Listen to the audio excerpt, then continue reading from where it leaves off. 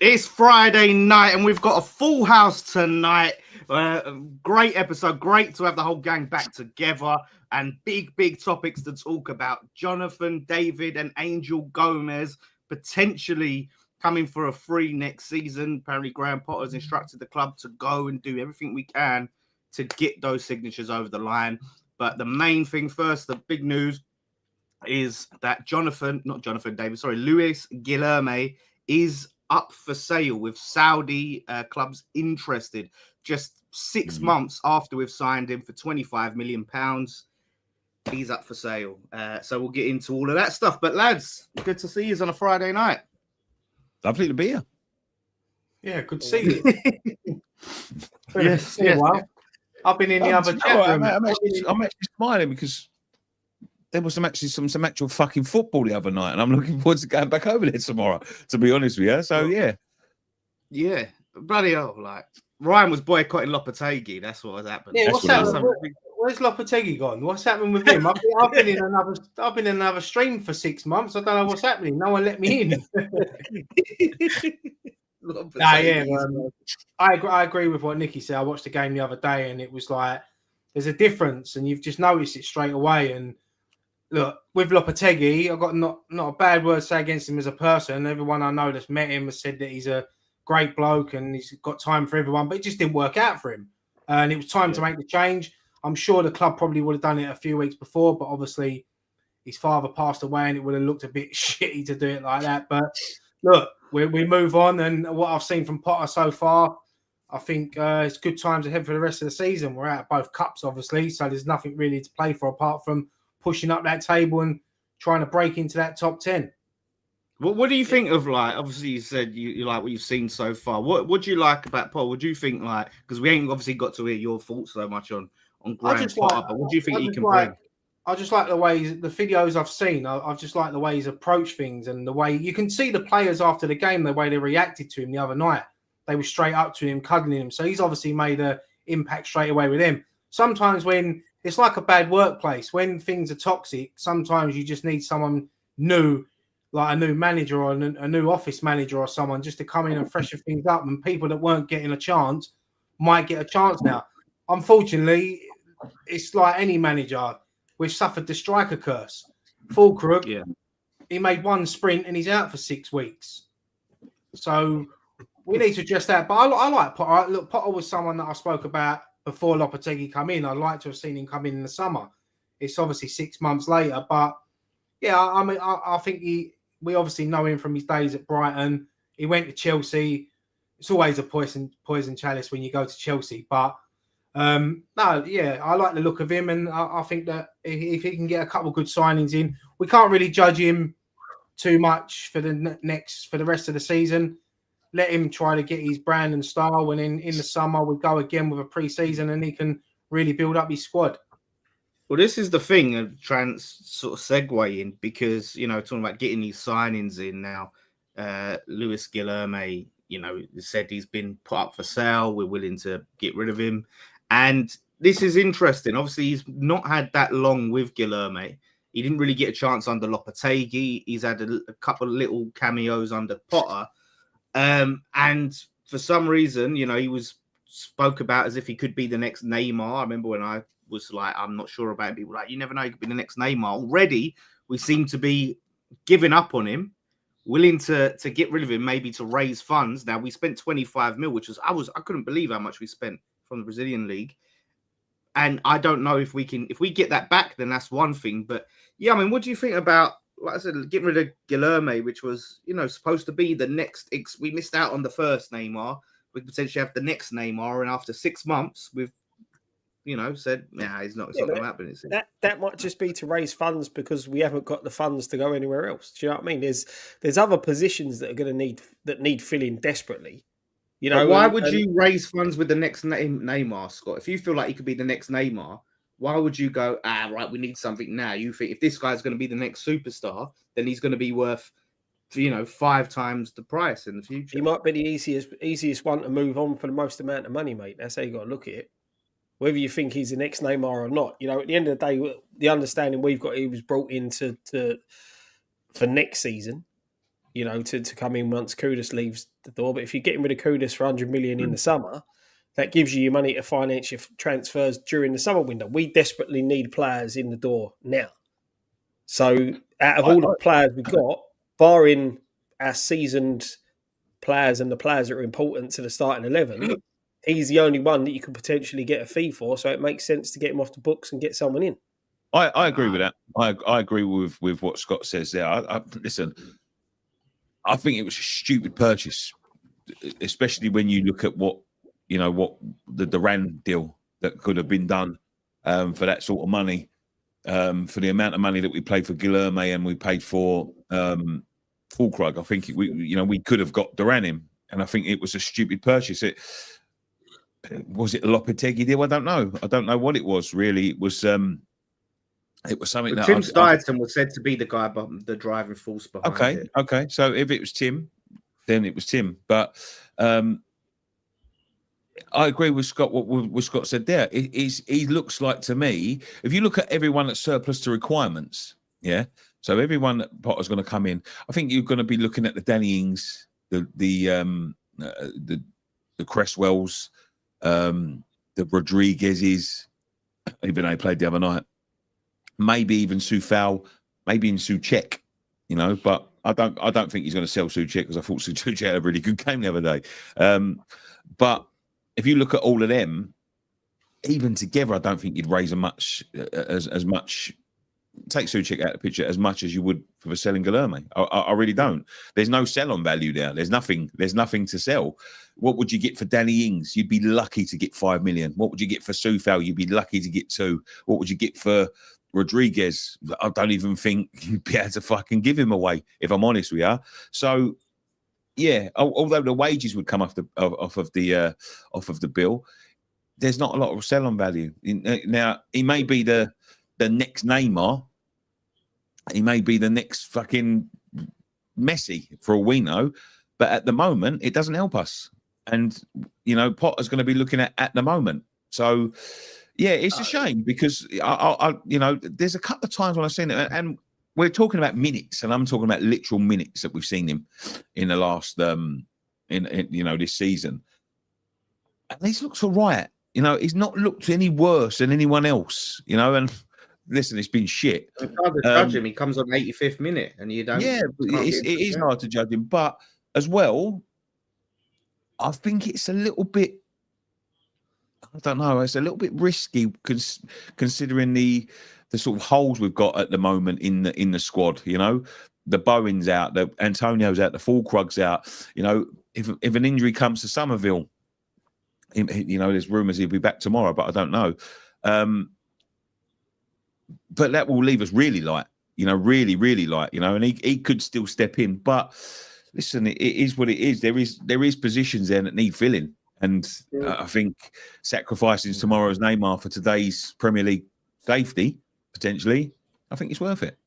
Nah, I don't know. Would you reckon, right? Like on Guilherme? I think that list of players that Nicky read out there is what David Moyes has actually got on his list at Everton to bring in at the moment. That's his dream signing, Souček, Soufal. But I agree. I sort of agree with Scott and Nicky saying. I think at the time it was a lot of money to spend. I thought he was just going to be another one of these players that just come in and we never see him in the first team. Like when a few seasons ago, we signed that centre back that everyone was going crazy for, and we never see him, and then he just left the club. But I sort of agree. I'm doing a Scott here, and I'm on the fence. I agree with what Dan's saying as well. He's not been given enough time to show his worth. And when you go at the cups early, these are they're the sort of games where these players get a chance. But look, if we can move him on and get our money back for what we paid for him and then invest that into someone who's a bit more proven that can come into our starting 11, then yeah, I'm all for it, because we do need improvements. You look at our bench the other night, the starting 11 wasn't the strongest when you take out that we haven't got Fulkrug, Somerville, Bowen, and then you look at the bench and it's very like slim, you know what I mean? So we need to get signings in, whether we're going to get in a couple of loans or whatever. But yeah, I mean, as Nicky said, you don't know, he can go on to be the next Messi or whatever, but then he could go on to be The next Savio. Yeah, the next Savio. So it's always a risk, but. Well, this is it. Like, because look, I looked at the time and I thought, surely for us to spend 20 million, there has to be something to spend 20 million or 25 million on a 19-year-old from the Brazilian league. There had to be something special about him. And what I'm thinking now is, surely if we're willing to let him, I don't know what the price is, right? Look, if we get our money back, then we've done well. But if we're taking a loss on him, then and we're letting him go, surely that Potter's seen something there and said, nah, he's not it. Because Potter has, we've got his data analytics. He's got a very good talent ID. He's got a good track record at Brighton of bringing through just these young players. And surely for Potter to say, nah, that must mean, because Potter and Moyes are two different. Moyes is very much a get the now in, right? He has to come in and be someone now. Potter is someone who builds. He brings young players and he sees the future in the project. So I don't think that if he looked at Guilherme and saw him as being the next big thing, he would go, yeah, sell him and just bring me someone in that's like 30 years old. You can just hit the ground running. He's a young boy. It might be his decision. It might be his decision. He might be missing home. He might be, you know what I mean? Like, we're talking about the Saudi league. There's a long way from Brazil, mate. Like, it's not like we're sending him back to Brazil. Not as far as England, I don't think. Is it, Scott? Well, yeah, but I don't think it matters, Nick, if you're in a foreign country, does it? Like, he's in. I think the climates are very similar in Dubai and thing here. It's probably got to that cold snap in the winter, and he's probably thought, "Fuck this," you know what I mean? Like sitting on the bench for West Ham. Premier League football. It's not. It could be Premier League football, mate, but it's not Premier League football if you're not playing it. And he ain't playing it. And the thing, I think the substitution of Kudus for Danny Ings was a bit ominous, really, because if you're looking, I know Ings went up front, and then I can't remember who pushed out onto the right side. Paqueta. So if you're looking at that, he can play on the right, and he's put a striker in and moved a centre midfielder out to right. So I think the writing's on the wall there that obviously Potter doesn't fancy him. So I don't think. I think that's harsh, Scott, because he is 19. He can't expect to, come in straight away, and he's got to earn it. He's got to train. He's got to get used to the Premier League. But I don't necessarily mean it. Potter don't fancy him. Yeah, but he's been training. He's been with the squad all season. He's been with the first team. How old's Ollie Scars? Brazil. Yeah, but Ollie Scholes has been in the academy. He's trained in the It doesn't matter. You're saying he's 19. He said he's been around the first team squad. He's been in the Brazilian league. It's a different speed, Scott, to the Premier League. He was always a future. He was not coming in. You're saying he's not got minutes, right? Not been given minutes. There was an opportunity there to bring on a right-sided player to give him minutes in the game. Right. Okay, the decision to bring Danny Ings on worked out because Danny Ings shut down the goalkeeper, led to the third goal. But the opportunity was there to make a like-for-like substitution. Yeah, he chose to bring on a like-for-like substitution. He wanted to change it up. I think you jump into conclusions if you say that's a clear sign he don't fancy him. The sign he don't fancy him would be if he sells him. That's the sign. No, but that's it. But this is the thing, Dan. If the opportunity's there. Paqueta was doing all right in the position Paqueta was. Kudus was having a bad game. It's much easier to swap a like for like than it is to change the system again. This was a competitive game, Scott. You're going to bring on Guilherme, who's barely played all season. But he played Ollie Scars against Aston Villa in the cup in a competitive game. He brought on Ollie Scars on. But look what we had. The option was Emerson was out, and what did he do the next game?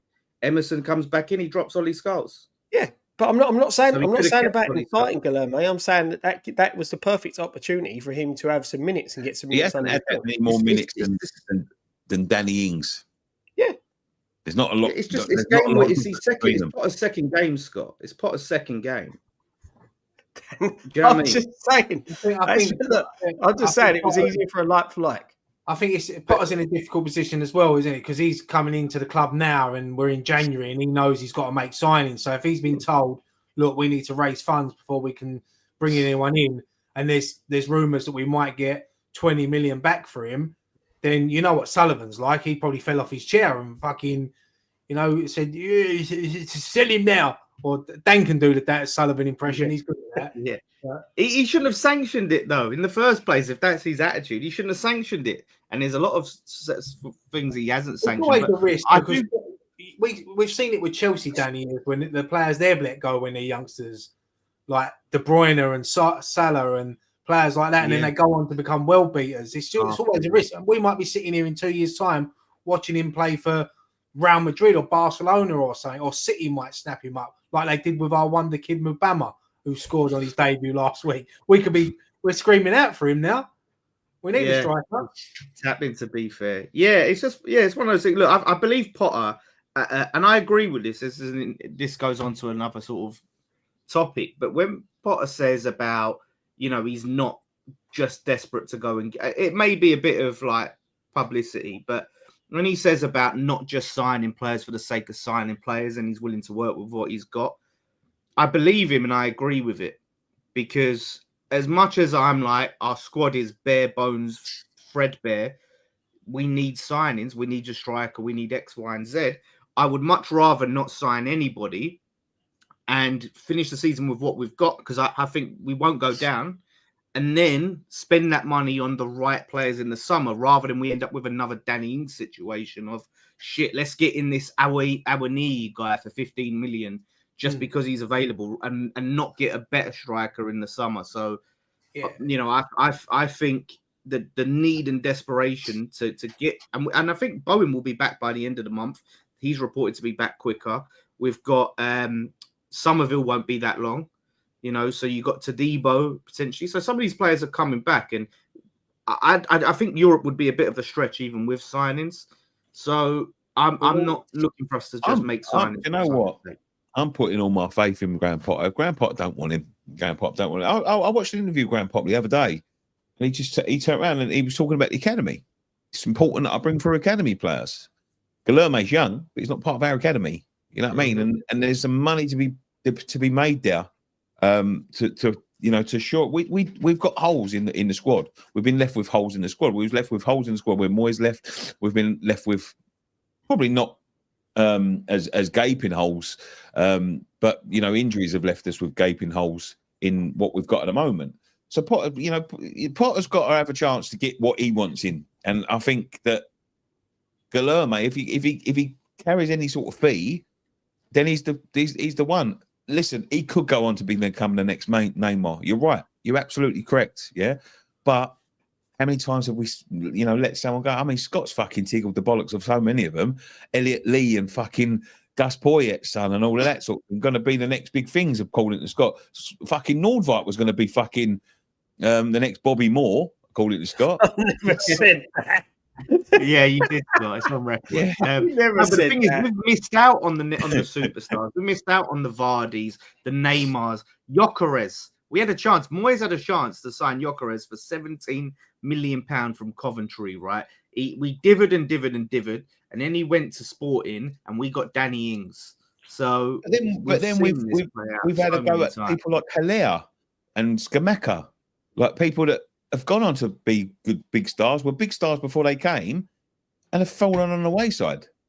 Because there was no long-term vision. It was just stats. Exactly. No, he's got a good goal return. There was a lot of that was because of the manager.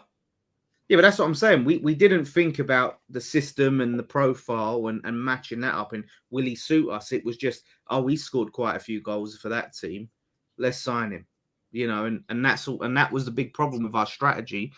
And it seemed, I'm worried. I think Potter, actually, I've got faith that Potter knows what he's doing and can turn things. It's just Sullivan. You can never be confident when Sullivan's in charge because he just makes a mess of everything.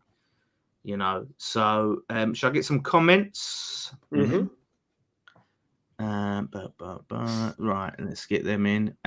So there's a few people with this sentiment. El Chico says, I think they're doing it to piss Tim off even more, force him to walk. And Alan says, getting rid of Guilherme is Sullivan's way of making Stuyvesant look bad.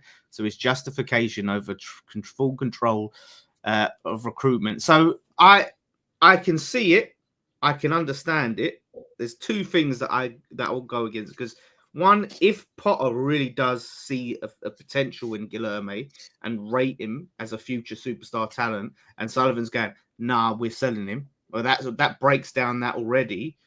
And then two, you're cutting your nose off to spite your face. Just sack Steidton. Like, yeah, I do think it's probably Sullivan has And you're lost very faith defensive in of a player that you wasn't sure on. Not defensive. You're not getting what I'm saying, Nick. I know what you're saying. I know exactly what you're saying. What I'm saying, you not listen to what I've said.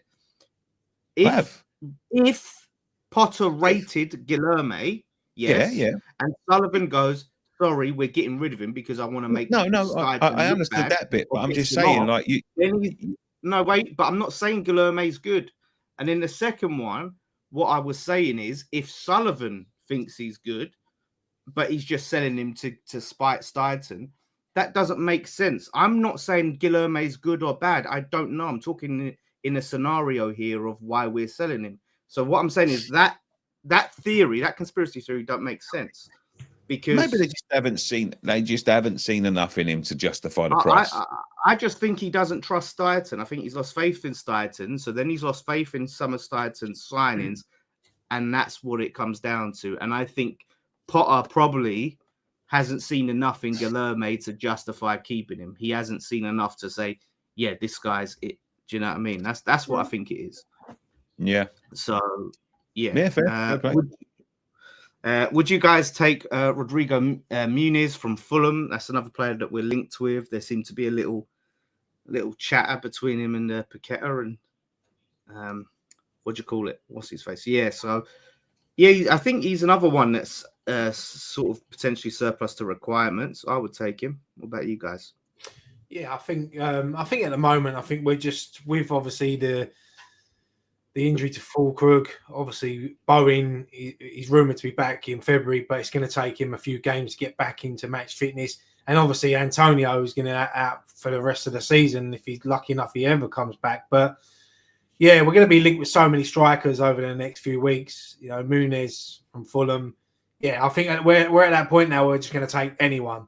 Because we need them. That's what I hate, Rise. They're always so different profiles. It's never like they're all similar, which is. It depends on the system that Potter wants to play as well. Because the last few managers, we've all, especially under Moyes, we've always had that one up top, haven't we?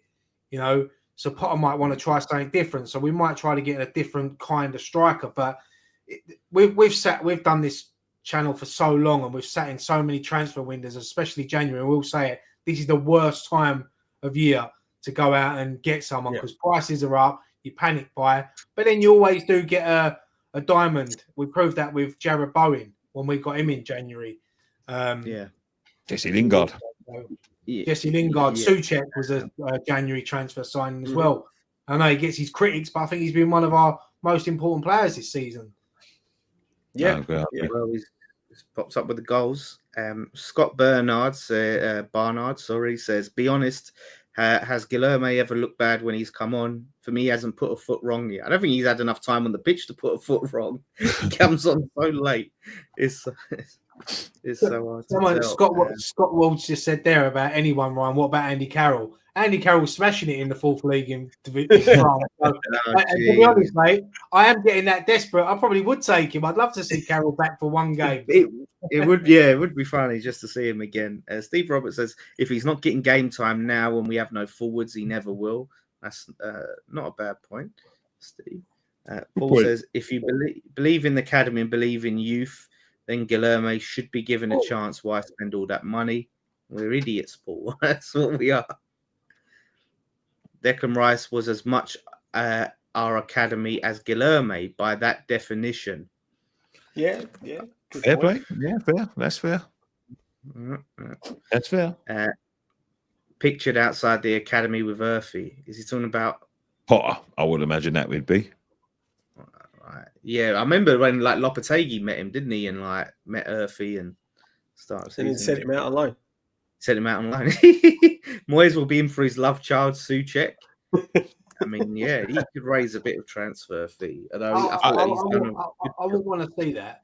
I wouldn't either. I wouldn't want to see that. I want Souček to say. I think Souček sometimes gets criticised a bit too much. Sometimes he's an important player for us. as you said, he pops up with goals. I know he's not as mobile as everyone wants him to be. He's not quick. But when you look at the key moments this season for us, Souček's been involved in most of them. I agree. Yeah. I said that a couple of weeks ago where I said, Souček will always get his critics. I've been his critic. I thought he played wonderfully the other day. I really do. I thought he was brilliant. I think he's taken to the captain's role well as But, well. I think he's enjoying it. He's relishing it. He is our captain. He is our captain at the moment. So that just shows his importance to the club. And when the chips are down, and it's come all season, yeah. When the chips are down, he will be the one that pops up with a goal. Yeah. Yep. Well, this is the thing. Like he'll always give his all, and it's like they say, hard work beats talent when talent don't work hard. And he always works hard. He may not be the best on the ball, but it gives you everything, and he will get in that box, at the right time. I'll be honest. I can see Potter going back to Chelsea. Not in terms of management, but I mean in terms to go back. What are you talking about? Yeah. For transfer targets. There's a couple of players at Chelsea. I think Dewsbury would be one. I think Chilwell would be one that you may be looking at. Injury record worries me on that one, though. Yeah, that worries me as well. But they've worked together. I wouldn't go anywhere near him. But if Chelsea have got a lot of players, man, a lot of players, and a lot of players that can't play every week. So don't be surprised if we end up with a couple of Chelsea boys at the this is what I still don't understand. He's come back off loan from Palace, but Chalobah, the centre half, is what we're crying out for. It's crazy we never went in for him when we had the opportunity. I think there might be a bit of thing in that, because don't Chelsea want to sign their centre back? Yeah. Yeah. So they've pulled him back to maybe do that as a part of a deal. So yeah. Steve WHU Bell for 499 super chat. Thank you very much, Steve. Always appreciate you, my friend. Appreciate you just being here, mate. Nice to see you back, Ryan. 2 thumbs up. Cheers, mate. Nice to be back. Thank you for the message and the money. I'm scared. Just quickly, Dennis Law passed away. Obviously not West Ham legend or anything, but big character in the game of football. Dennis Law passed away, so condolences to him. And who else passed away, right? David Lynch. Who? Tony Slattery from Whose Line Is It Anyway? Yeah, I did see that, and so there was someone today, weren't there? What was his name? The woman from Dennis. She passed away as well. No, weren't it Paul Denand died today? He died yesterday. Yeah. Yesterday, yeah. But just going on about Dennis Law, I was watching it on the news before we come on, and as you said, he obviously no connections to West Ham, but obviously massive Man United legend. I think didn't he even play for City and relegate Man United? Yeah, he scored. Yeah, he scored a goal and relegated Man United. Yeah. I mean, sad for the world of football. 84, absolute legend of the game. So, yeah, sad. It's sad when you get older and you start seeing all these people passing away, and that's it. They were names that they retired before we got into football, but they were the names of like the players that you knew from the past. Them type of players, that sort of era of football. It's crazy. It's mad that you think he's a Man United legend, but he's probably also a legend in City's eyes because he renegated Manchester United. So he's a legend of Manchester. But it's sad to see, mate. And it's the unfortunate thing as we get older, we're going to see a lot of these players that we knew of when we were growing up and getting into football, passing away. Yeah. What's sneaky? I see something. I'm just trying to find it. I got it. Made me. Do you know what? It really, really tickled me. I'm sure I just see you slip a Murray mint in your mouth or something. No, I didn't. You're not eating them bloody chocolates still, are you? No, I'm trying to keep off the chocolates. I was watching this the other week, and he was having a 4-course meal while the show was going on. Oh, mate, he was stuffing his face the whole show. I've got to find this thing. This thing was the fucking funniest thing I've ever seen in my life. It's not because it's Paul Dillon. It's nothing to do with football, right? But I've got to tell you this because I was crying earlier when I'm thinking. Obviously, tragic that Paul Dillon's passed away, right? But listen to this geezer, what he's put underneath, right, on Twitter, right? This is the sort of person you get on Twitter, yeah. So the BBC breaking news: former Hollywood actor Paul Dillon, who played Sol Patrick on the TV soap, has died at age 46, right? So there was someone underneath. But this is the response, right? His name was Pussy Man Dan, right? Oh yeah, I know the geezer. That's what I'm going to start calling you, Dan, right? Pussy Man Dan, right? It's a big account. This is the response, right? Never heard of him. Ain't had a TV for years. Screen broke, cost too much to repair, kept quoting me more each time I rang. Only one company in the area that does it too. Ain't travelling into the city centre. Don't drive at the moment because of my elbow. Rest in peace. 46 is no age. Yeah. Yeah. Mate, I was crying when I read that. I was crying. I guarantee that geezer's got a snake. Is what? He sounds like someone that's got a snake. It's a joke account. Like he does like yeah. But I don't think I didn't know it was a joke account when I was reading it. I was thinking to myself, fucking hell. Like imagine that. Don't know who he is. Screen's broke. Can't drive into town because we elbow. But yeah, that's funny. Very funny. Yeah, honestly. But yeah, so back on transfers. Yeah, we'll get to about Jonathan David and Angel Gomez. Graham Potter is said to have a major say in West Ham transfer plans and has already made it clear that he would like the club to challenge for Angel Gomez and Jonathan David. So the key word there is challenge because these are two players that are going to be quite in demand.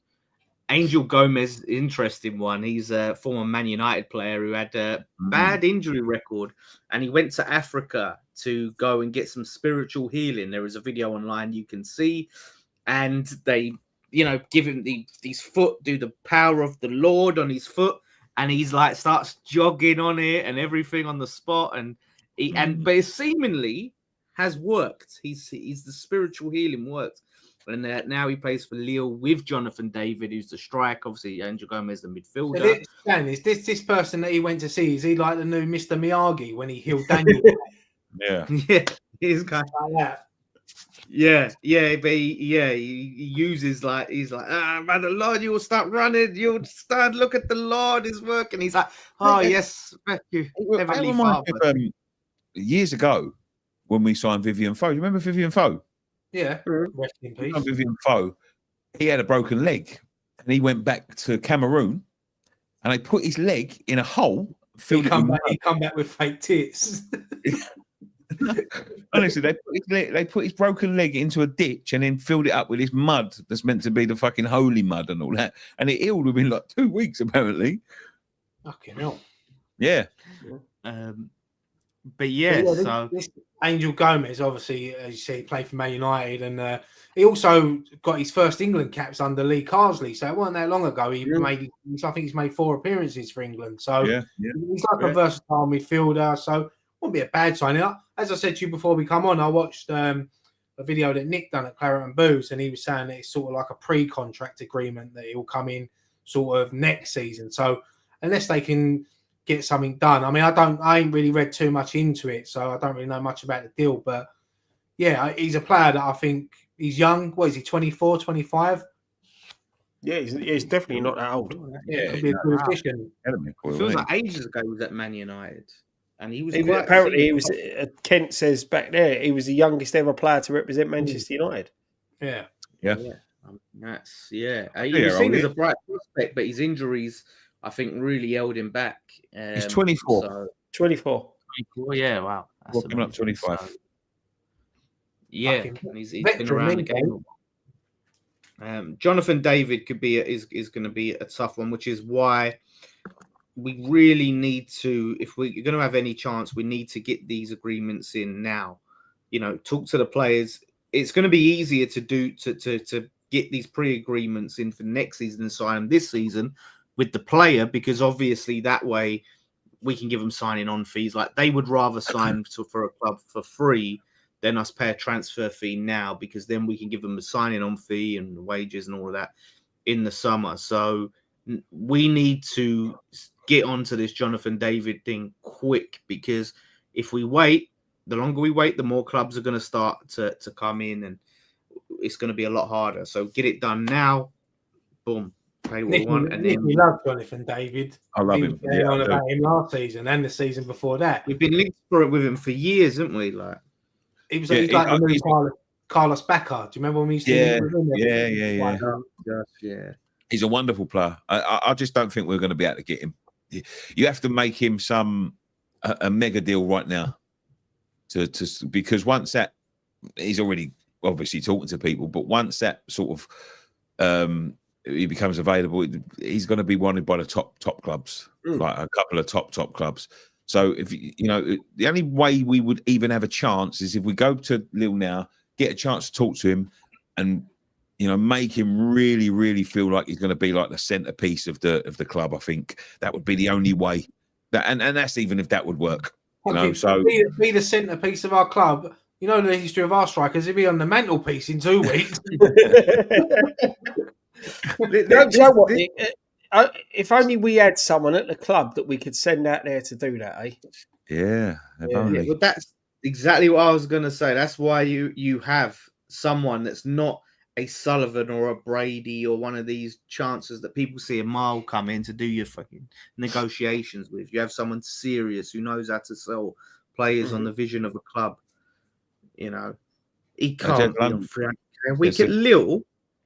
But no, he's not on £300,000 a week. But that's what he's going to be demanding. Listen, if you want the top players, that's what they cost. No one's going to pay him 300 grand a week. No club. I bet they do. Well, if they would have, so you tell me, because his name, right? As much as he'll be in demand, all the strikers that Arsenal are looking at, he's nowhere near the top of the list, right? Man United nowhere near the top of the list. Who the fuck are Arsenal? And who the fuck are Man United? Who the fuck are we? Yeah, but I'm just saying, who the fuck are they? Like, it ain't like they've got fucking top strikers that they're trying to replace. They're trying to get a striker in. Just because Arsenal are looking at him, it doesn't mean he's not good. Just because Man United. I'm not saying he's not good, Nick. But what I'm saying is, if you're not in demand, there's not many clubs out there that are going to pay that sort of money for him. Yeah, he's on Nick. He's on 30 grand. Hold on a minute. But there will be clubs that will pay. There will be clubs that will pay because he would command. I don't fucking know, do I? I don't know who's going to pay it. I can't fucking. But you can't just. Your clubs will pay it. Will be. It's free. He's going to be a free transfer. 10 times. They're going to give him 10 times. No, but let's look at the clubs that we're talking about, right? Let's look at potential clubs. Man City. Well, they're not going to sign him for a start. They're not going to sign him, and they've just given. Well, because I know. Well, they're not linked with him. They're not going to go. They're not going to sign him, Nick. But you can just go out. They're going to give him 300 grand a week, Nick. You look at Liverpool. They're definitely not giving him no 300 grand a week. They're struggling to give bloody. It depends who he's talking to. He could be talking to 10 clubs. One of them, we could turn around and go, we'll give you 100 grand a week. Tottenham could turn around and go, we'll give you 120. Everton could turn around and go, well, we'll give you 140. And that's how it goes up and up and up. Yeah, but you've just pulled this out of your arse, Nick. This 300 grand a week thing. You pulled it out of your arse, he won't get it. No, but it's not based. He's on 30 grand a week, Nick. I'm pulling it out. Players, that's what the top players cost. Declan Rice was on 80 grand a week. Not many clubs. They're earning 300 grand a week. That's what they do. When they move clubs, they get a big pay rise. The thing is, as well, he's going from 10 times his wages. Yep. No one's going to pay him 10 times his wages. What you got to remember, Dan, is that if he's going to move in the summer on a free transfer.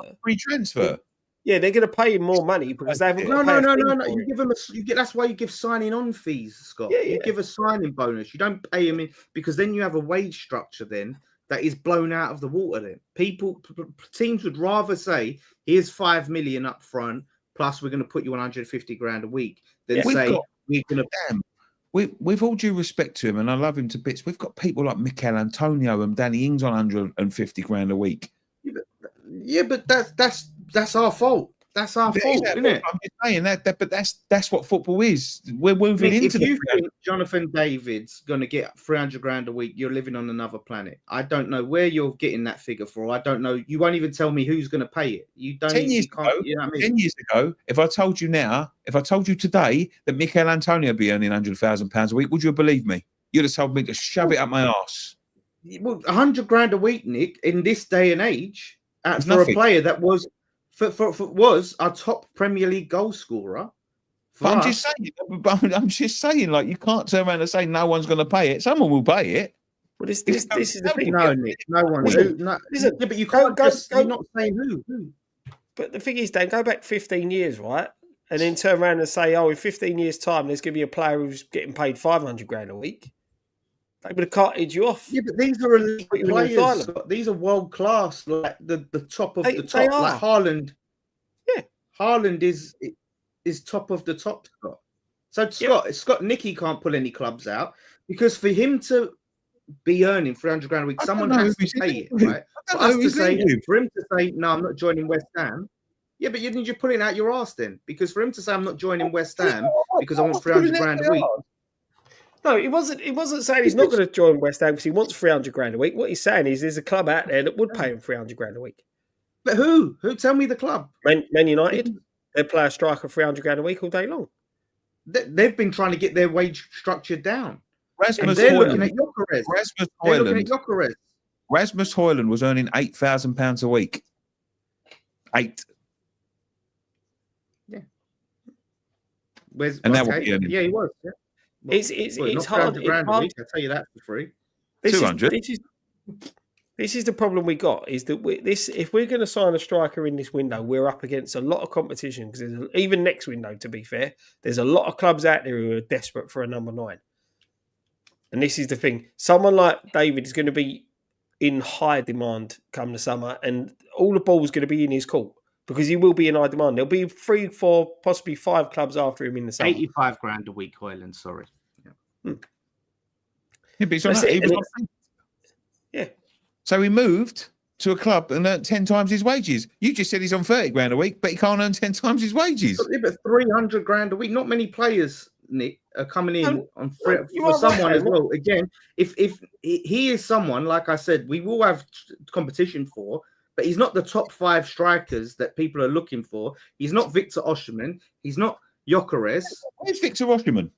Where is he? Yeah, but he's one of the main targets for the top clubs, Nick. Where is he? Where is he now? He was the main target. Turkey. Where is he? Turkey. Yeah, but he's still a top target for clubs like Arsenal, who are chasing for the league. I don't like Arsenal, but they've been challenging for the league, and he's someone that they're looking at. Yeah, these are players that his name's not coming up, Nick. His name's so. I think it is because we're talking about him. No, but Nick, listen, I do a show every Friday where we talk about the top 6 clubs and the transfers and the players. Is there a live show you want to promote next week? Yeah, there is actually. I want to get some West Ham fans down. No, but I do a show. We talk about these players, the top 6 clubs are looking at, right? Man United, Arsenal, Chelsea. We talk about all these players. The name that hasn't come up is Jonathan David. Don't worry about Arsenal. They're not the fucking top clubs even in this country, let alone across Europe. Arsenal, I don't like Arsenal, but they've been challenging for the league. You don't know whether Barcelona's looking at him. They ain't nothing compared to them clubs. Nothing. Not a fucking single thing. Arsenal ain't the fuck all on AC Milan in terms of history. So don't sit there fucking citing Man United and Arsenal as the top fucking clubs that should be chasing. It doesn't matter what they've been. They're still the big clubs, right? Arsenal have been challenging for the league, so they're still looking at the top tier clubs. The strikers that Barca are looking for are the same strikers that Arsenal are trying to compete for, because Arsenal are trying to win the league. I don't think they will, but they're trying to get those players in. So they're all looking at the same crop of players. I think we'll have to agree to disagree. We'll see in the summer. I'm sure. We'll see. Yeah, we'll see in the summer. £100 a week mega deal. With Real Madrid. Anyway, what's your thoughts on Jonathan David? He's not worth 300 grand a week. No, I think like I said, going fast, going ambitious, someone said in the chat, like, not being in Europe is going to be tricky, but you need to sell him on the project, right? And that's going to be the key. Sell him on the project. We get Angel Gomez over the line. That's already a good start. He's obviously got a good relationship with Angel Gomez. So we get him in, easier sell, maybe give him a little release clause or something like that. And, you know, we've got every chance. Get in early. Yeah, that's the thing. It's doing the business early. And the problem is I don't see us doing the business early, mate. We never seem to do business early. Different Dave's in charge. Yeah, we've been desperate to sign players since the beginning of January. We're now halfway through, and we're still not signed that one. Yeah, I don't think there's been a lot of movement, as there with most clubs. Everyone waits till this last couple of weeks, don't they? And then they start doing last-minute deals and that. So I think we will see a couple of I mean, we've got the option to bring Ward-Prowse back as well, haven't we? Yeah. And I know that Potter was I think he tried to sign Ward-Prowse when he was at Brighton. So that might be someone that we might see back at the club. We should never have let him go in the first place. But then again, does he want to leave title challenging Nottingham Forest? I don't think he's really playing. No. I don't think, like, which is understandable because we're in the second in the league, eh? Yeah. They were when they was beating Liverpool the other night. They was like 3 points behind. I'm like, when I looked at the league table the other day, I thought I picked up like a newspaper from the 80s. So I had Liverpool top, Forest second, Villa matching it in the European Cup. Yeah. Fucking Forest can't win that there. I wouldn't be able to take that fucking wall for you if God, we're never at the end of it. Good luck to them. Good luck. Yeah, no, absolutely good luck to them. They've got a good team. They've got a good manager. That's what happens when you give manager a bit of time. You know, sometimes it works out, sometimes it don't. I remember when he went there, and some Forest fans were fuming with it because he was like where was he? Wolves, wasn't he? So he's doing wonders there. It's going to be interesting to see what they do next season. You know, if they can keep it up and build, or whether it is a one-season peak. I hope for their sake they can stay up there. There was an interesting comment on Gomez, and it was a sort of joke comment. Gomez is the same height as Somerville, Jas says, but it does raise a point. Obviously, he's a midfielder. As much, I want to get him, and he'll be good. We really need to start getting some big, strong, quick, powerful midfielders in that team. You know, we're going to need that balance. We don't have that engine, that unit in midfield. And so if we get Angel Gomez, I want to see us get someone like that in as well to have some balance. I know what you guys think about that. We'll have to start looking at some of the players on the from the clubs at the bottom of the league, like Tottenham and that. So I love if they go down. I'll tell you what, when I was watching them last week against who was it they played in the FA Cup? Tamworth. Tamworth. I'll tell you, honestly, mate, when Tamworth nearly scored, they could have won it right at the end, but the geezer wanted his names in the headlines instead of playing the ball across. That was mental, and fair play to Tamworth. You know, once it went extra time, you knew Tottenham would they bring on class players, so it was always going to happen. But yeah, Spurs, have a great season. I said this earlier to a bloke in work. I think if Postecoglou loses to Liverpool in the cup, they'll sack him. The only reason they ain't sacked him yet is because they've got that second leg at Anfield. Yeah. They lose that. Honestly, I know it's early doors, but just going on track record, not even just at West Ham, I honestly feel we've got the better coach, the better manager than Spurs. He's just a one-trick pony, Ange, as much as I like him. We've got the coach that Forest have got now. He's a coach that done very well, has got a good track record with Wolves, goes to a big club. Not a big club, but a bigger club that's got, ambitions that are way beyond what they can really do. Doesn't get off to the greatest of starts. They panic. They get rid of him. He lingers around doing nothing for a little while, and then a club like us picks him up. And that's exactly what's happened to Forest. He's a good manager, Potter. I was watching some videos about him earlier, and I'll tell you what, right? And I still can't believe it that a lot of people were saying about Potter and about they wouldn't take him. But, mate, some West Ham fans, I'll be honest with you, you just can't fucking talk to them. about I'm not sure about Potter. I'm not sure about Potter. The man's an intelligent man. He took some unknown Norwegian club or something like that, a Swedish club from the fourth division to the third division. He went and transformed Swansea. He went and transformed Brighton. Just because he didn't do it at Chelsea, it doesn't mean he's not a good manager. I think we've got a great manager there. I think I'm going to say this now. I think Potter will be our manager for many years to come. Yeah, well, the question mark has always been how we can work under someone like Sullivan compared to what he has worked. Yeah, of course, yeah. And this it sort of ties into this comment, Randy Bergsfuller. Sorry, Randy. He says when it comes to the summer, Sullivan must back Potter without interference. He needs to make it up for appointing Lopetegui and throwing away the season in the way that he did. You're right. I think he's spot on. Yeah, they've obviously, Sullivan's obviously backed the last two managers. You give Lopetegui a lot of money, and plus he give Moyes money, so they've got to back Potter. You know, Potter's probably got ideas. He's probably already forward thinking to the summer. You know, as you said earlier, Dan, I don't think we're going to go down. We've got no chance of that. There's a lot worse down there than us. I think we will pick up a bit of form. Might be a bit mixed. We might win one, go a couple without winning, and then pick up points. But we'll, you know, if we can finish this season, I don't know, if we finish 10th, that'll be a good season for me after the way it started. Yeah, that's it, mate. That's the thing now. He's got to plug that leaky defence, hasn't he?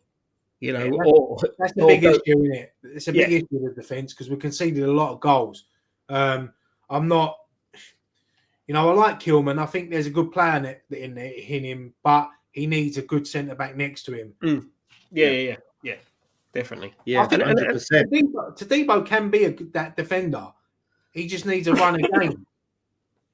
Yeah, and the thing is, it's so hard to judge. Like you said, the run of games, because it feels like under Lopetegui, that back four was changing constantly, and plus we was just kept playing this high line where the centre backs were high, and then the full backs were even higher, and there was no protection, no one to cut, and a lot of the time, Kilman had to pick up the pieces. I think that was a lot with Kilman. He sort of hung out to dry a bit. You know, he did have the odd poor performance, but a lot of the time, like you said, he just got caught in with no one supporting him whatsoever. You know, in that back line, because the way we were all over the place. You know, and it's something now you're starting to see we're a bit more organised with Potter in charge. Yeah, you see that last week, Scott, against Villa and against Fulham the other night. Paqueta has probably played his two best games this season in the last two games. He was brilliant at Villa. He was brilliant again the other night. Yeah. He's another player that Potter's probably gone in, put his arm around him and said, listen, on your day, mate, you're probably one of the best players at the football club. So go out there and show it. And that's what we need. Kudus, he's been playing well, but he needs to do a little bit better. But we all know what Kudus can do. So once he gets his confidence, it's just about, as I said earlier, someone new coming in, it gives a lift around the whole club. And then now there's players there that might not have been getting a chance, like Somerville. Somerville didn't really get a chance under Lopetegui. He was a bit hit and miss. 1 week he'll start, then he'll be out. But with Somerville, I really like him. And when he plays, you know, you can see what he wants to do. And he's quick. And when he gets his head down, you know, not many people can catch him. 100%. Yeah, no, looking forward to him coming back for sure. I'll get some more comments. I think we've got a lot here on Jonathan David. Yeah, I think David is the best option, but we're not in Europe. Can't see him join him. Would love it, though. You never know. Never trust a person with two first names. Jonathan David. That's what they say, yeah. Alex James. That's from Alex James, by the way. So Joe says, big clubs will pay more money than us, but not many will pay 300k. Therefore, deal just won't happen. Hasn't Sean Whetstone said we haven't got any money to spend anyway? He says that every time, every window he says that. Just because his mate Sullivan tells him to say so. Tell him we ain't got no money. Yeah, exactly. Tell him we ain't got no money. They ain't got to spend fuck all. Yeah, every year it's the same thing. Red 5, he's talking about Jonathan David. He says, love it if he joins Everton for 60k a week. Could you imagine? Oh my God, I'd be fuming. Steve Tiley says, Ryan, you missed this, haven't you, mate? I think you're talking about the debate. Big clubs will be looking at Isak all day long, not Jonathan David. Now that's someone you could definitely get 300k a week. Who's going to pay that? Who's going to pay that? Tell you what, best player in the league by a mile. There you go. Yeah, by country there mile. You yeah. go. What do you think of the Haaland deal that come out today? New 10-year contract. 500 Did you see how many months his deal is, right? 115 months his contract is. Do you think there's something behind that? Obviously, we don't know what's going on with City. It's going to come out in March if they're going to get punished or not. Obviously, Haaland had a long deal anyway. I think he had a few years left on his previous contract. Do you think maybe because he didn't have a relegation release clause in that contract, and then now this new one, they've put one in it? Because if they do get these charges and they do get the points, they will go get relegated. Then obviously, so they've probably said to Haaland, look, sign it, here's the money, whatever happens. I mean, what I've read is they actually took clauses out. So they've given him this deal. And I think there were clauses. I don't know if they're relegation clauses or whatever. I can't see Haaland signing a 10-year deal if City are going to go down to Division 1 or Division League. I think City are confident. I think they're very confident that either they'll win or if they do lose, and because some of the reports have said they may just get a fine. So I think they're very confident. We was talking about this in work earlier, and if they do get a fine, they're opening up such a can because Everton and Forest got 2 or 3 and they got deducted points. So for City to get that many and not get deducted points, it will go fucking mental. Yeah. But the thing is, City have super lawyers. And that's going to be the thing, isn't it? It's going to be interesting. But all the reports have said they're going to get a fine. Whatever decided, it won't be decided now. March will come. No matter what happens, there's going to be appeals either way. The thing is, when you look at it now, they're obviously confident that they're not going to get done that badly to sign him up to that sort of contract. But also, you've got to remember, but getting him on that type of contract, right, is if the worst comes to the worst and they sell him, they can demand a bigger fee. You think they paid 50 million for him? It's bargain. He's not going to like when. He scored, I think it was 111 goals in 160 odd games, right? Do you reckon when he signed that contract, do you reckon Alan Shearer thought, my record's going to get smashed if he stays there for another 10 years, mate? He knows that record stays a number. I probably reckon. That's ridiculous money, though, isn't it? Like, you think crazy. They were talking about on Sky Sports News, and with his add-ons and everything, it works out he's going to get around 800 grand a month. Like, with bonuses, yeah. Is that after tax? Probably not. I don't think it. I can't be. It's 500 grand. 500 grand a week is 2 million a month. Yeah, I think it's going to end up about 800 clear a month. Yeah. 10 years. So that is he's going to earn. It's worth £230 million over the length of the contract. I think they've given him 115, and they've done that on purpose because it's the 115 charges, and they've given him a contract for 115 months.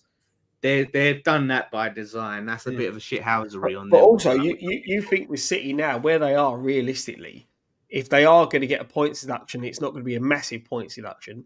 This is the season they want it because they're on a rebuild. It's not going to cost them anything. Yeah, it's not going to cost them a league. It may cost them Champions League though. That's it. But they'll look at it that they'll take missing out on the Champions League this season, get all this out of the way, and then rebuild for next season because they're still going to attract players because the amount of money that they can pay them. They will pay a fat fine and get on with it. That's what. I'll be honest with you. In all due respect, in terms of footballers, man's a machine, and I mean a goal scoring machine. In terms of playing football, he ain't the top. He's not the top in the world, mate. You know what, mate? I've said exactly the same thing. And this is going to sound fucking crazy when I say this. He is a great goal scorer. I don't think he's a world-class player. Not a footballer. No, not a football player. He can't win you a game on his own, like someone there, like Ronaldo or Messi could do. Don't get me wrong. He's a great player. I'd say he's a world class goal scorer, but not a world class player. If you know what I mean. Yeah. But the thing is, he's a very intelligent player. It's not just like when he gets it. His runs and his movement is unbelievable. The way he can read the game, the way he can move. If he's got players that are up to speed with him, like he's getting goals all day long. I think it's just raw power. That's him. It's just raw power. He's got everything. He's got everything, but he's not a world class footballer. No way. Yeah. Right, as you say, it don't matter. Like he scores goals. That's all you need, isn't it? Yeah. That's it. That is it. Goals are currency in football. Mate, imagine if we had him when we had Dimitri Payet, we'd have won the league. If we had him in 2015-16 with Haaland and Dimitri Payet, mate, we would have. I think if we'd have had Alfinger Haaland with Payet, we'd have won the fucking Premier League. No, look, Haaland, like he'd go any club in the world, he'd score goals. He's just naturally gifted to score goals. He'd score 8 under Lopetegui.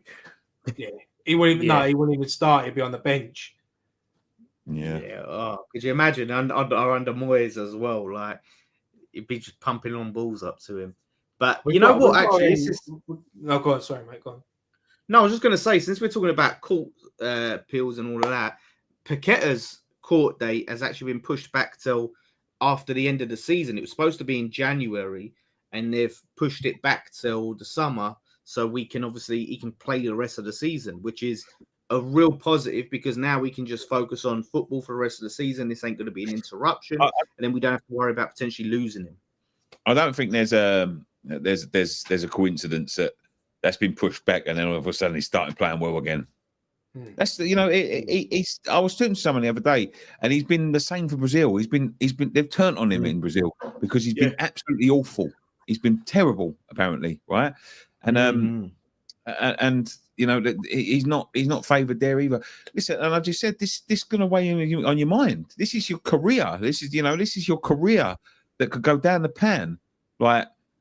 And you're looking at it, and as January is approaching, he's probably thinking, "Fuck, man, this could be the last. This could be the last of it." You know, it would be causing him sleepless nights. You know what I mean? Like, they've got lifestyles. You're talking about getting done for that sort of thing. He's not just banned from playing football; he's banned from football. Full stop. Yeah, like coaching, fucking agents, nothing. He cannot be. He will not be able to be involved in football. I'll be surprised if we can even fucking talk about football on the telly. I think that'll only be over here, Nick. It's only RFA that are taking him to court. I know, mate. I know, but I'm just saying, like, it's a big thing. There's one person having sleepless nights over it, and that's David Sullivan, because he's going to have to fork out to go and buy another midfielder, and he won't want to do that. Yeah. Paqueta, all right, if he's found guilty, his reputation's in tatters, he might lose a bit of money, but he's going to go and play football somewhere else.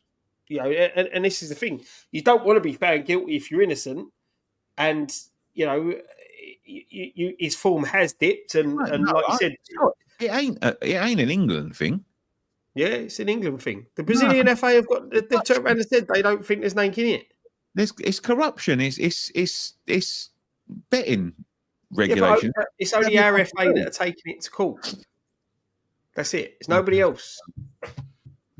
Yeah, that's why we was trying to go to the Court of Arbitration to get it done, because it happened in Brazil. So they're trying to say it's not in the FA's jurisdiction.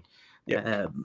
But I don't know what's happening with that. Hopefully it gets off. It's just gone on for so long now. It's been like, by the time it goes to trial, it will be nearly 2 years, I think. That's obscene. Yeah. So mental. Yeah, like I said, it's good. I think that does play a factor. I also give Potter credit. He seems to, really just be a sort of a good man manager, and I think that's what these players need. They're smiling more, their body language, everything looks good. Things are looking up at West Ham in the long term. Like I said, it's good to have someone that I think is inspiring to listen to and can get the best out of the players. So, Palace is going to be a tough one. But, mate, if we get a win tomorrow, wow, we're looking in a great position. It's going to be tough with our injuries, and they're in good form. But yeah, I don't think like with Palace, we haven't beat them at home in the last 5 games, have we, or something like that? I know 6 years ago. we beat them earlier. We beat them this season, didn't we? 2-0 away, but. Palace are they're a bit of an up and down team. One, it's going to be a difficult game tomorrow. But I thought that the other night, I was sitting there watching it, and I thought we played really well against a decent Fulham team. And if we can show a bit of that tomorrow, hopefully we've got to catch Palace on a real bad day as well. It'd be good. It'd be good to see Potter get back-to-back wins at home. I read earlier that he'll be the second manager to do that in the Premier League for us, to win their first 2 opening games. The others were Brooklyn and Gola. That tells you a lot, doesn't it? I don't think a manager, because in a while, has even won their first game. I think Lopetegui lost his first game. Moyes lost his first game. Pellegrini, I think, lost his first game. Bilic lost his first game, if I remember right. No, he won his first game. Bilic won his first game, didn't he? Didn't Moyes win his first game on his second time back? Because we played Bournemouth at home, didn't we? We won 4-0. But I mean, no, look, it's going to be good. I mean, hopefully Somerville's back tomorrow. Be good to have him back. That'd be a boost. But if not, we'll probably set up the same as what we did the other night. I mean, I thought Soler looked all right the other night. I mean, he took his goal really well. Yeah, great finish that was. Yeah. And it's going to be a difficult game. I do hope we keep him, Soler. Like, there's a lot there, and with just how turbulent we've been this season, the fact that he's been able to shine in how crap we've been it shows promise that when we get going, we've got a good player there, for sure. And I think with Somerville, I'm hoping if he comes back, like we can say he's fully fit. Like, I wouldn't like to see him rushed back. You don't want to see him rush back, but the problem is we are going to need him. I don't think we could go out there with a similar. The way we set up against Fulham, I think we get found out a bit. As much as Fulham are a good side, Palace have got. I feel Palace carry a bit more of an attacking threat at the moment with the players they've got in that forward front three. I think I'd rather lose this game, Scott, though, than rush Somerville back, because he could be out for a longer spell. Yeah, I'm with you, mate. That's the thing, and it's like we were saying with Bowen. You don't want to see Bowen rush back. When he's fit, ease him back in. Don't just chuck him in there because we're desperate for players. And that's what we don't want. We don't want any more injuries. We need to nurture our players back. We need them fit as quick as possible. We need to phase them back in. When full crew comes back, phase him back in, because we're not in a position. Like I said, there's not many players out there that we can sign in this window, so we're not in a position to rush these players back, even though we are desperately needing them. So, as I said, Palace, they're on a good bit of form. I think in a while they've only lost 2 games, and both of them were to Arsenal. They're unbeaten in their last 5, 3 clean sheets out of that 5 as well. So, listen, this ain't the Palace that we played at the start of the season. This is going to be a completely different Crystal Palace side we're turning up against. And we've got to be on it, and we need to be more defensively sound going forward. We really do in this game. Especially when they've got a player like Eze that can just tear us apart. So, the back four's got to be on it tomorrow. I'm looking forward to it. I mean, the way we set up the other night, I think we've got to adjust that, as you said, Scott, against a team like Palace, But look, they're there. We can beat them. They're there for the taking. It'll be another good win for Potter. I don't think many people care how we win at the moment. We just need to get them points on the table. But the football's been better the last 2 games. Yeah. I'm much more entertaining. Yeah, like I said, and even when we're defensive and we're having to go defensive, I'm enjoying just seeing the actual shift we're putting in, the work rate that we so rarely see. And it seems to be in phases, whereas, previously we'd be sitting back deep for the whole game, but it's game management. There's moments where we're going to be on the front foot, we're going to press, we're going to take the initiative. Okay, now we need to soak up some pressure. So it's not one thing for the whole game, which I like. So I'm enjoying it. Yeah, I see a lot of people saying, like doing score predictions, saying 2-1 Kudus and Kudus to Scott. I fancy Kudus to have a good game tomorrow. Yeah. He's due one, and I think he needs a big performance, and I think this is his sort of game to maybe get himself a goal or two. Yeah, 100%. Like I said, I've gone 2-1. I can really see a draw. It's got draw written all over it, but I'm edging towards backing the boys, and I'm not going to put a limit on us. The good vibes are there, so hopefully it continues tomorrow and we get a 2-1 win. And Kudus definitely, I think, can get on the short score sheet. And Paqueta, I think Paqueta he's in great form at the moment. I fancy 3-0. Bloody hell, that is confident. Yeah, I fancy 3-0. I'm worried. And he didn't say 0-2 though. Yeah. I fancy we're beating 3-0. I just fancy it. All right. I hope you're right. I really do. I love that. I would. I mean, honestly, that Fulham game, mate, my heart rate was through the roof.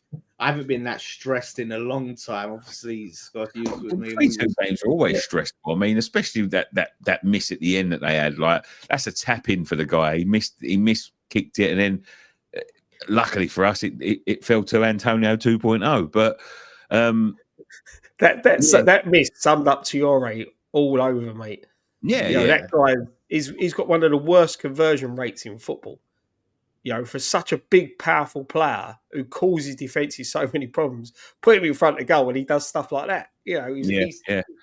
But they're a fucking good side for them. They are, like, and there's no denying it. And we were so under strength, and I thought we played really well. To score 3 goals against them listen. I know the goalkeeper fucked up a couple, but it will come from pressure.